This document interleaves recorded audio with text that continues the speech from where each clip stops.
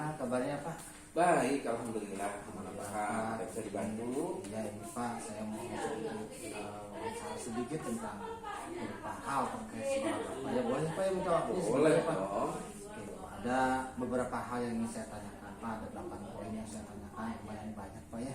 Mudah-mudahan waktunya bisa cukup.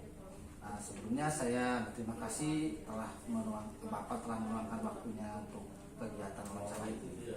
Oke Pak, yang pertama adalah hal yang saya tanyakan adalah selama Bapak memimpin ya Pak ya, bagaimana Bapak dapat mengidentifikasi kasus-kasus yang merupakan dilema etika atau rujukan moral. Gimana itu Pak? Baik, Pak. Sebelumnya kan tentunya si analisis sebuah kasus yang kita pelajari dulu. Nah, kasus ini harus diselesaikan secara cepat atau tidak.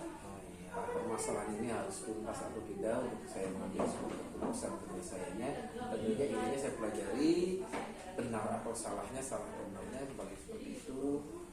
Ini itu mempelajari sebuah kasus itu. Jadi dipelajari dulu ya Pak ya. Ya. Oke, maaf Pak, pertanyaannya kedua.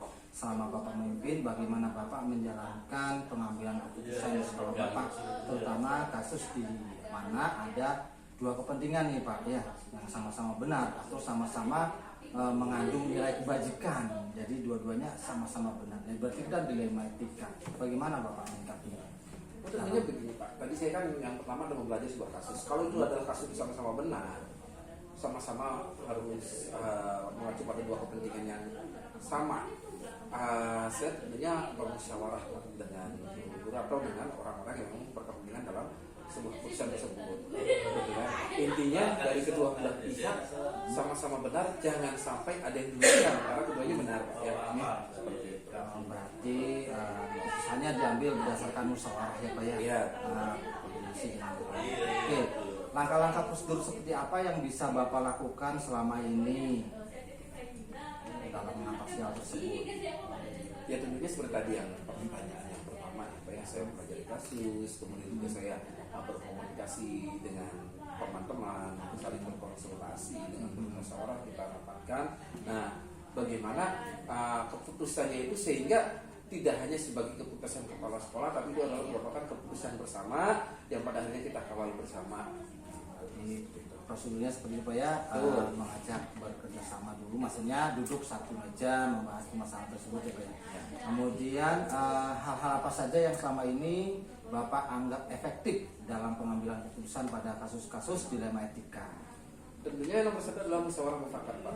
Kemudian juga efek dari sebuah kasus tersebut. Sehingga karena sama-sama benar, maka mana nih yang lebih urgent? Kita juga ada skala prioritas ya, ada urgensi juga yang memang harus kita depankan. Yang pertama, yang keduanya risiko. Risiko itu setiap keputusan tentunya mengandung unsur risiko Pak. Ada efek. Nah, efek itu sebagaimana kita memutuskan dengan keputusan yang efeknya, resikonya harus sekecil mungkin sehingga kita akan mudah menangani kalau itu muncul sebuah resiko. Ya, Bapak selama ini bisa mengatasi hal tersebut secara efektif. Ya. Kemudian hal-hal apa saja yang selama ini yang merupakan tantangan dalam pengambilan keputusan pada kasus dilema etika tersebut Pak? Tantangannya? Tentunya tantangannya jika hasil keputusan itu ada pihak yang memang dirugikan Pak, ada pihak yang tidak dipuaskan, itu otomatis seolah-olah saya mengambil keputusan yang sepihak, keputusan yang otoriter, itu yang tidak saya inginkan. Itu adalah keputusan bagaimana belum tentu menurut saya benar, orang lain benar ya Pak ya. Intinya tidak bisa membuat siapa karena keputusan ya Pak ya. Keputusan itu tidak kan bisa membuat semua pihak puas ya Pak ya. Ada kalanya sebuah keputusan itu ada yang merasa dirugikan dari salah satu sisinya gitu Pak. Nah inilah adalah tantangan bagi saya. Karena bagaimanapun kita ini berbagi itu tidak bisa secara sepenuhnya semuanya menguntungkan, semuanya merugikan. Ini kembali kepada skala prioritas. Baik Pak, pertanyaan selanjutnya, apakah Bapak memiliki sebuah tata cara atau jadwal tertentu dalam sebuah penyelesaian kasus dilema etika?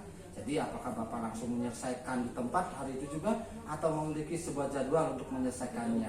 Bentuk apa, prosedur seperti apa yang Bapak jalankan? Oh tentunya begini Pak, setiap kasus itu kan tidak kasus IPS ada yang kecil, ada yang besar. Oh, Ada kasus yang memang tidak kita tangani juga akan selesai dengan sendirinya. hmm. Nah, sebagai contoh, misalnya kasus masalah anak-anak SD yang down, ada yang nangis, berantem, itu kan kasus-kasus itu bisa ditangani oleh para wali kelas secara langsung hari itu juga.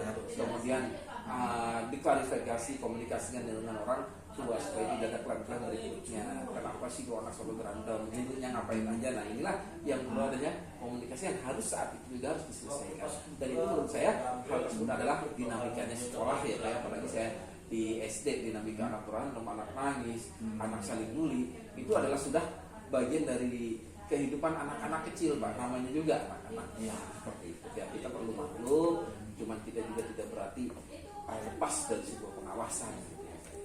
Pak, terima kasih Pak. Pertanyaan selanjutnya adalah, adakah seseorang atau faktor-faktor apa yang selama ini mempermudah atau membantu Bapak dalam pengambilan keputusan dalam kasus-kasus dilematika ini? Seseorang yang sebagai mungkin teman curhat atau faktor yang selama ini mempermudah Bapak dalam mengambil keputusan.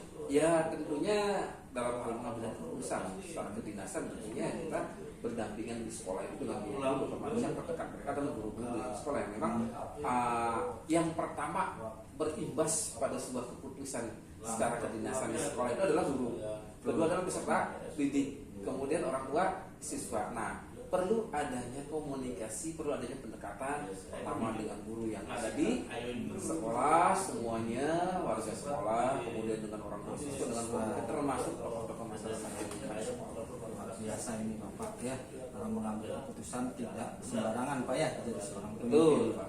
Kemudian ini pertanyaan terakhir nih Pak, dari semua hal yang telah disampaikan, pembelajaran apa yang dapat Bapak petik dari pengalaman Bapak mengambil keputusan dilema etika yang tadi Bapak sudah ambil keputusannya?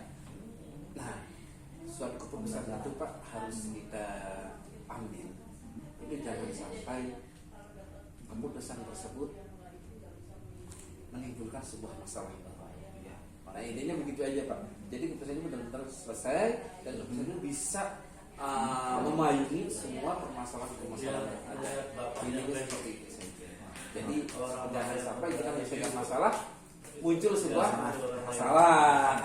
Mengatasi masalah tanpa Iya, permasalahan. itulah caranya. Nah, luar biasa ini Pak Adi. Terima kasih Pak atas waktunya. Tadi sudah kita banyak ngobrol banyak hal, ada 8 poin yang saya tanyakan.